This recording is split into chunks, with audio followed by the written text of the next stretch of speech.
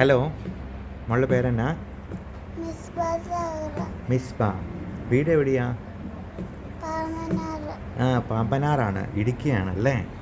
പേരെങ്ങനെയാ? നിജാബ്. എന്തൊക്കെയായിരുന്നു മോൾക്ക് പ്രശ്നങ്ങൾ? ശ്വാസമുട്ടലായിരുന്നു. പിന്നെ കുറേ നോക്കി, പിന്നെ അവിടുത്തെ ഡസ്റ്റും തണുപ്പും മഞ്ഞും പിന്നെ കൂടുതലുണ്ടായിരുന്നേ. പിന്നെ അതുകൊണ്ട് പിന്നെ ഡോക്ടറിനെ കാണാൻ വന്ന് നല്ല മാറ്റമുണ്ട്. ഓക്കെ. നമ്മൾ അന്ന് എന്ത് ട്രീറ്റ്മെൻ്റ് ആയിരുന്നു ചെയ്തേ? ഉറക്കെ പറയാമോ? ഫസ്റ്റ് നമ്മൾ ഒരു വാക്സിൻ എടുത്തായിരുന്നു, മറ്റേ ഇതിന് പനിയുടെ ഇതിനുള്ള. പിന്നെ അതിനുശേഷം ഇമ്മ്യൂണോതെറാപ്പിയുടെ ഫസ്റ്റ് ബൂസ്റ്ററിൻ്റെ കൊടുത്തായിരുന്നു. അത് കൊടുത്തപ്പോൾ നല്ല ഒരു 80% മാറ്റം ഉണ്ടെന്നാണ് തോന്നുന്നത്. പിന്നെ അല്ലാതെ അലർജി ടെസ്റ്റ് എടുത്തിട്ടുണ്ടായിരുന്നു. ഏകദേശമൊക്കെ നമ്മൾ അതിൻ്റെ അകത്തുനിന്ന് കുറവുണ്ട്.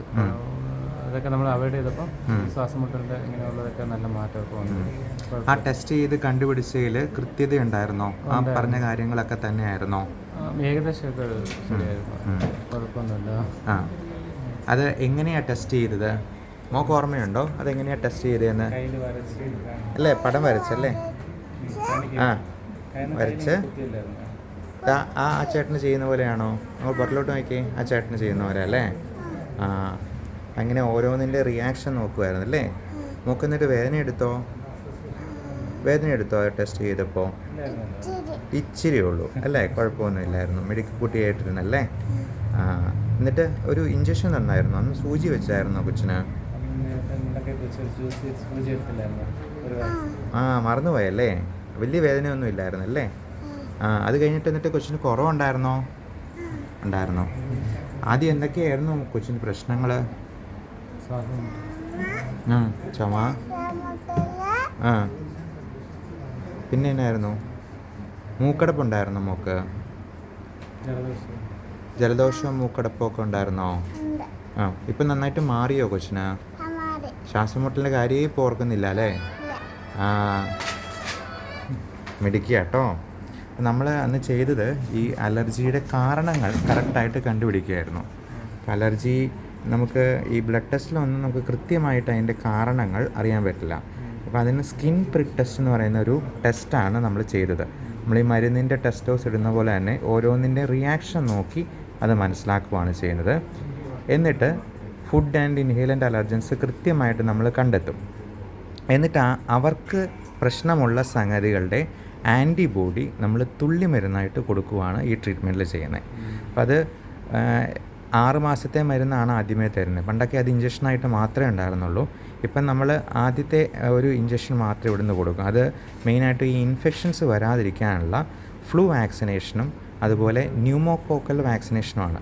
അതൊക്കെ വിദേശത്തൊക്കെ എല്ലാ ആൾക്കാർക്കും ഇപ്പോൾ കൊടുക്കുന്നതാണ് വിൻ്ററിന് മുൻപായിട്ട്. നമ്മുടെ നാട്ടിൽ ഈ അലർജി ഉള്ളവർക്ക് പ്രത്യേകമായിട്ടത് സജസ്റ്റ് ചെയ്യുന്നുണ്ട്. കാരണം അലർജി ഉള്ളവർക്ക് പെട്രോൾ കിടക്കുന്ന പോലെയാണ്, അടുത്തൂടി ഒരു തീപ്പൊരി പോയെന്നാലും കയറി പിടിക്കും. അത് പലതരത്തിലുള്ള ഇൻഫെക്ഷൻസ്, റെസ്പിറേറ്ററി മാത്രമല്ല, സ്കിന്നിലുള്ള ചൊറിച്ചിലായിട്ടും അങ്ങനത്തെ ഇൻഫെക്ഷൻസ് ആയിട്ടും വരുന്നവരുണ്ട്. അപ്പോൾ അത് പൂർണ്ണമായിട്ടും മാറ്റുവാണ് ഇതിൽ ചെയ്യുന്നത്. എന്താ ചെയ്യുന്നത്? ബിസിനസ്സാണ്. നിങ്ങളുടെ നമ്പറാണോ ഈ 9567777287 അല്ലേ? അപ്പോൾ എന്തെങ്കിലും ആവശ്യങ്ങളുണ്ടെന്നുണ്ടെങ്കിൽ, ആർക്കെങ്കിലും ഇതിനെക്കുറിച്ച് അറിയാൻ താല്പര്യമുണ്ടെങ്കിൽ ഒന്ന് വിളിക്കുന്നതിന് വിരോധമൊന്നുമില്ലല്ലോ. കാരണം ഇങ്ങനെയുള്ള അസുഖങ്ങളായിട്ടേ കഷ്ടപ്പെടുന്ന ഒത്തിരി കുട്ടികളുണ്ട്, വലിയ അഡൾട്ടായിട്ടുള്ള ആൾക്കാരുണ്ട്. നമുക്കൊരു ഒത്തിരി പഴകുന്നത് വരെയും ഒരു 75-80 വയസ്സ് വരെയുള്ള പേഷ്യൻസിന് പോലും ഇത് ചെയ്തിട്ട് നല്ലപോലെ കുറഞ്ഞിട്ടുണ്ട്. ഏറ്റവും ചെറിയ കുട്ടികൾ എന്ന് പറഞ്ഞാൽ നമ്മൾ 1 വയസ്സുള്ള കുട്ടികൾ മുതലേ ചെയ്തിട്ടുണ്ട്. നമുക്ക് എത്ര വയസ്സുണ്ടാ? 6 വയസ്സ്. കുട്ടി കേട്ടോ. ഏത് സ്കൂളിലാണ് പഠിക്കുന്നത്? ആണോ? LKG ആണോ UKG ആണോ? 1ാം ക്ലാസ്സിലായോ? വലിയ കുട്ടിയായില്ലേ? 2ാം ക്ലാസ്സിലാവും. ഓക്കെ, മിടുക്കിയായിട്ട് പഠിച്ചോണേ. ആരാവണമെന്ന് ആഗ്രഹം കൊച്ചിന്? ഡോക്ടറാവണമെന്നാണോ? മിടുക്കി, ഡോക്ടറാവണം കേട്ടോ. ഓക്കെ, അപ്പോൾ ശരി, താങ്ക് യു.